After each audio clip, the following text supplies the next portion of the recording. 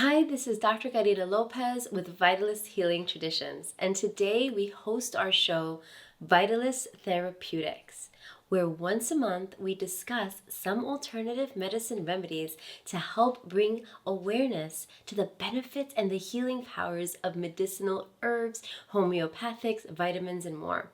Also, please take a moment to like and subscribe to our channel and enjoy Vitalist Diagnostics, Vitalist Therapeutics, and Vitalist Praxis to help you and your family along the way. Now, today we're discussing Purslane. In China, it's Ma Shi Jian. In Mexico, it's verdolagas. And in Greece, it's glistrida.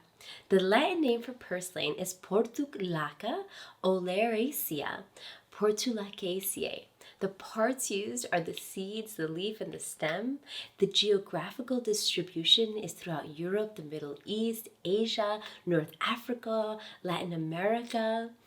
It's just a wonderful plant. So now let's take a little bit of a close look to identify it and find out the key points. Let's identify Purslane.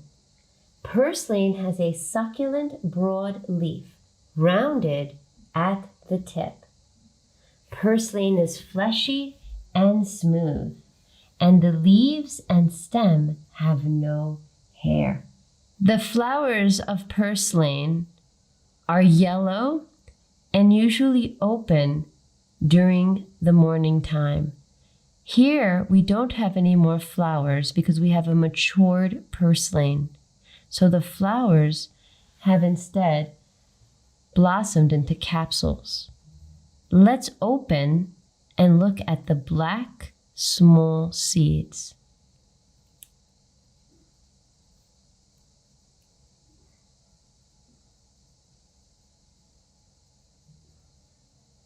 Let's take a look at how succulent and juicy Purslane is.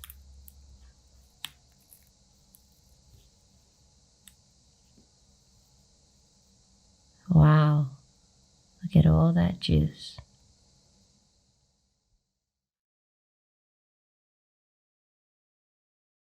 Okay, so our dangerous lookalikes for Purslane that you must be aware of is the hairy-stemmed spurge.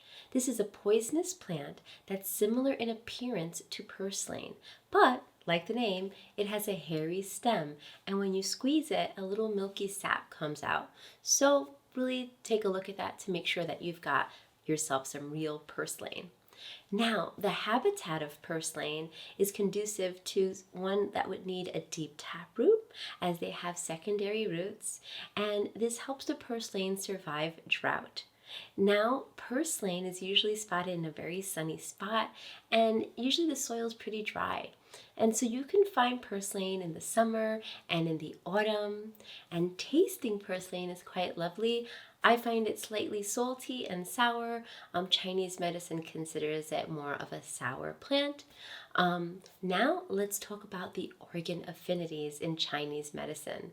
So Purslane is said to really help with the large intestine and liver meridians.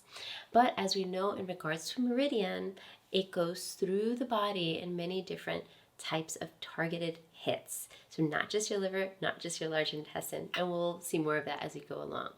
Now, as per the energetics of Purslane, it's more cold and moist, which means that it helps to remove heat, toxicity, it helps to stop bleeding, it helps to cool the blood down. In fact, Nicholas Culpeper considered that Purslane would rule the moon because of its cooling properties, countering the damage and the negative aspect of something very hot like a Mars plant, which is all about blood and heat and fire. So Purslane's really that cooling plant.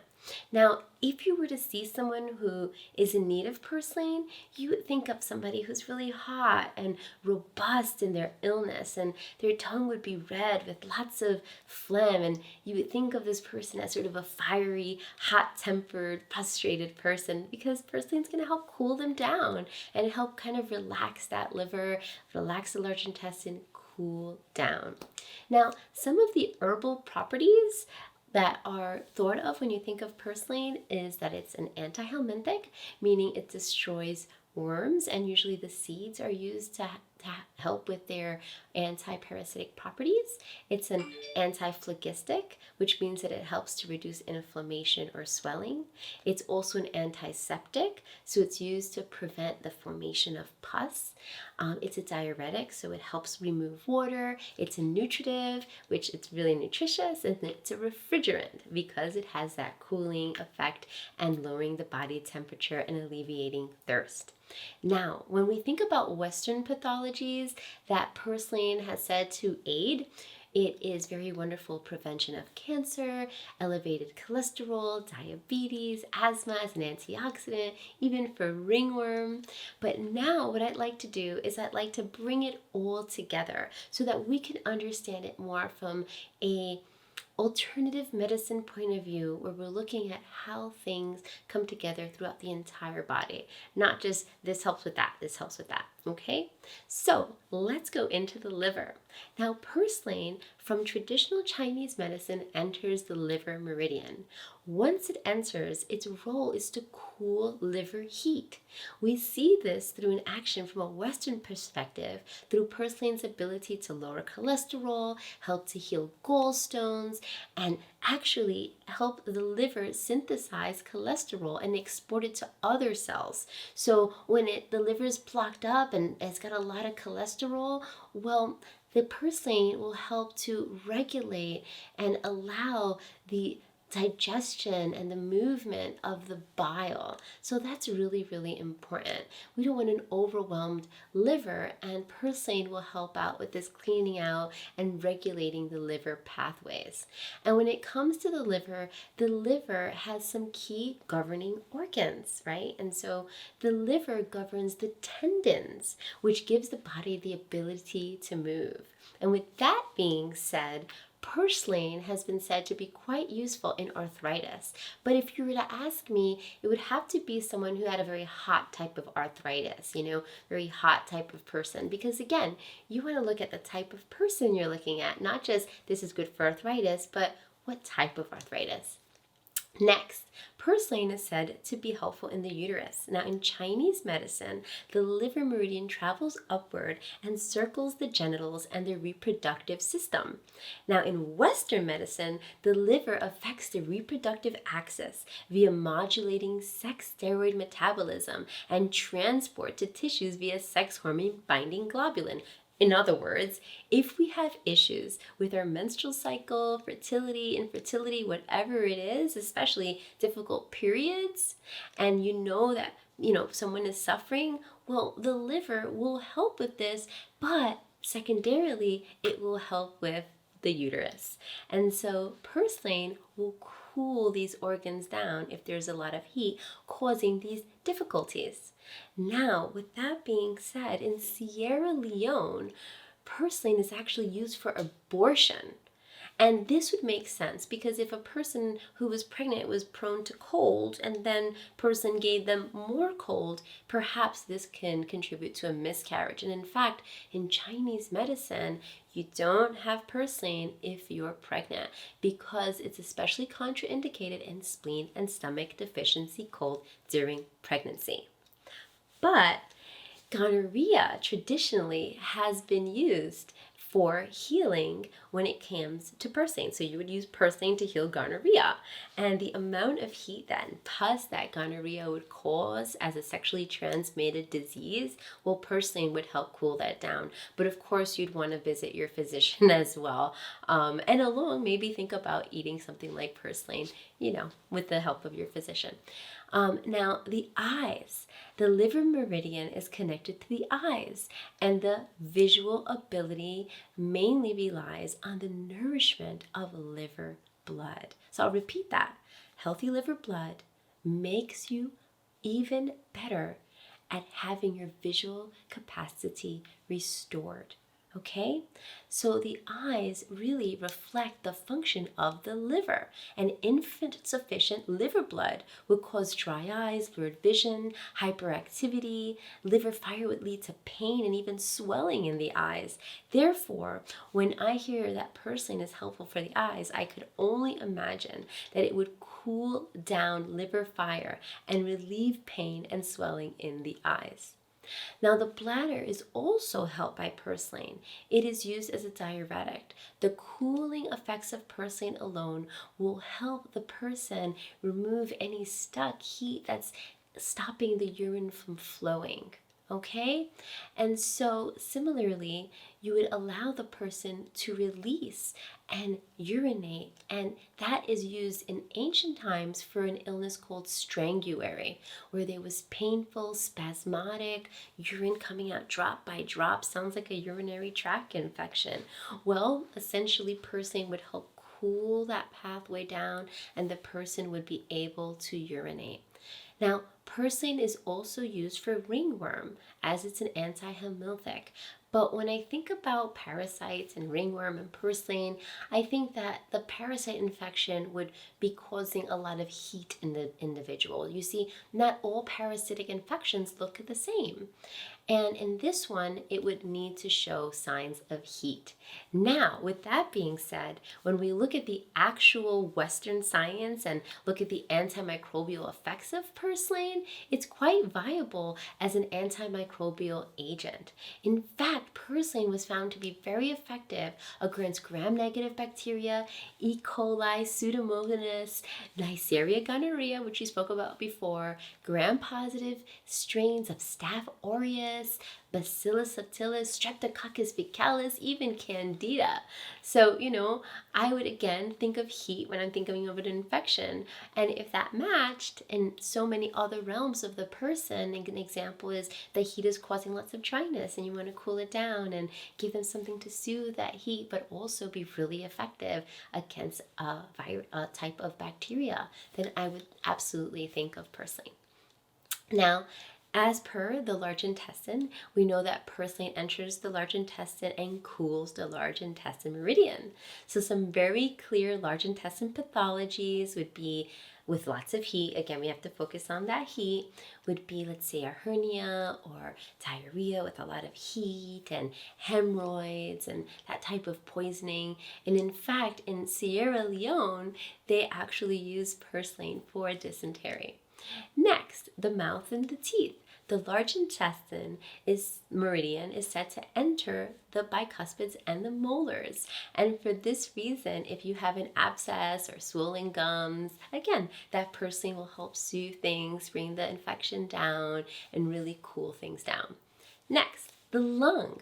The lung is a paired organ to the large intestine. So purslane would also indirectly affect the lung.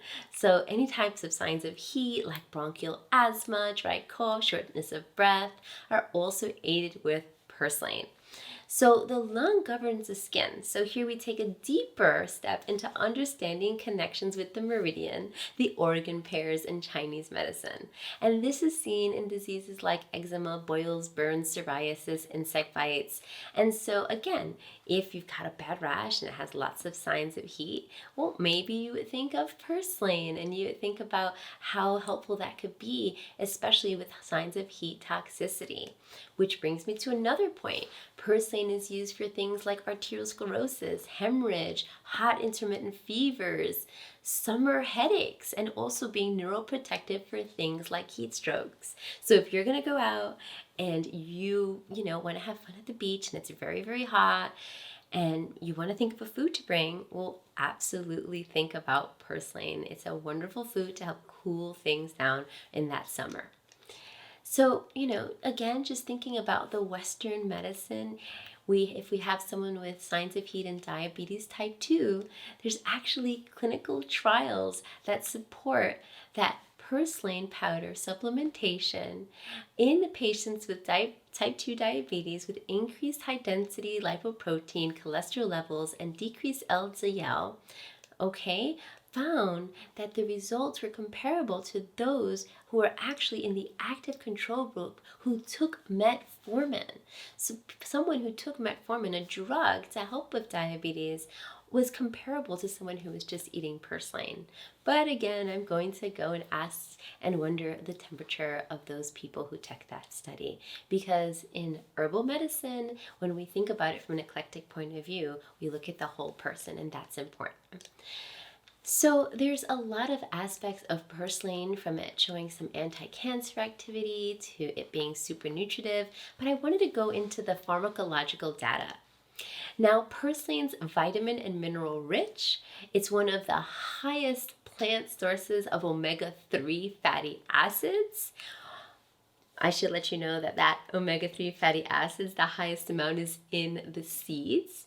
And the aerial parts of purslane contain the ALA. So the seeds are where you're going to get your omega-3s, and the actual plant itself are where you're going to get your ALAs, your alpha linoleic acid. Purslane seeds and aerial parts contain 8 out of the 9 amino acids considered essential. And there are so many flavonoids and antioxidant compounds that help protect the body that purslane contains. So it's just an incredibly wonderful herb. Now, there are some contraindications, and safety that you should think about when considering eating purslane. And again, that's with pregnancy, especially someone who is spleen and stomach deficiently cold during their pregnancy. As per dosage, a lot of herbalists will use about 15 grams of the pounded product. And I like to always keep in mind that if ingesting purslane as a food, you want to mix it with some more hot foods as well, so that you balance the temperature, something like cayenne, something like ginger. Now, there are some formulation strategies where purslane has been used. Nicole Apelayan, who is a wonderful herbalist, has a great recipe where she mixes purslane and mullein, and she adds 3 droppers of purslane tincture, 1.5 droplets of mullein tincture, and a 1/4 cup of water. And she drinks the mixture full. This is what she suggests as a nice combination to help people. There are so many Chinese formulas over thousands of years that have helped in combination with purslane for dysentery, for damp heat in the large intestine, for abscesses, difficult healing. I mean, just so many references of serious illnesses, including things like nail inflammation or bleeding. So really, it's quite a fantastic resource.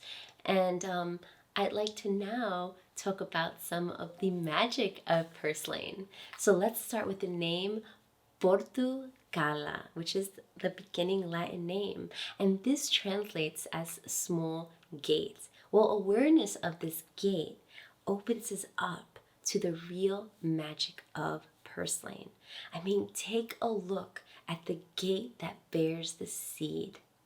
In 50 AD, Pliny the Elder advised wearing amulets containing purslane to keep evil and sickness at bay.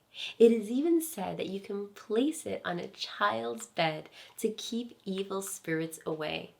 And symbolically, it being such a cold plant growing in the height of summer made it a very interesting metaphor and symbol for the good in marriage of opposites. So the emphasis of yin and yang, and just the differences in people, right? And so even though purslane is cold and moist, it's a summer plant, and it doesn't really like the cold too much. I mean, it does grow in the autumn, but really you see it in fullness in the summer.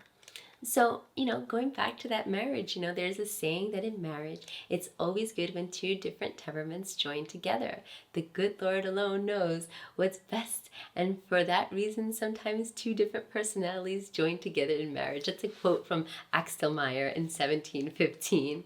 So since the cooling effect really helps with wounds, what people have found is that they use the purslane as a talisman to actually prevent any types of burning or any types of strokes, just things that you carry to help you if you have an element of Mars affliction in your chart. And so, again, purslane will really help you with your kind of intuition because it's connected with the moon. It helps you go in the depths of yourself, as just the name Portulaca is just opening the gate within. and it's a healer. So I hope you had fun with this, and I hope you found this useful, as there's so much that this plant can be used for, and really understanding its true nature and how it's used will help you and your family along the way. Again, please contact your physician if you're considering using Purslane. And this video is for intellectual stimulation as well as enjoyment, and bringing you some real wonderful healing for you and your family to consider, again, with your physician. So have a great day, and if you've enjoyed this video, please like and subscribe to our channel, leave a comment on the section below, and let me know your thoughts. If you tried this herb before, let me know, and perhaps let us know an herb or remedy you would like to go over. Also, if you want a personal remedy, find us at vitalist-healing-traditions.com and book our wellness package. And if you would like to learn about healing foods, please check us out at vitalist-healingcuisine.com. And note, our chef and alchemist, Saki Stamu, has put a lovely recipe of purslane pesto on our sister YouTube channel, Vitalist Healing Cuisine. So make sure to follow that. And also follow us on our social media. We'll have the links in our description below the video. And remember, true healing ignites life.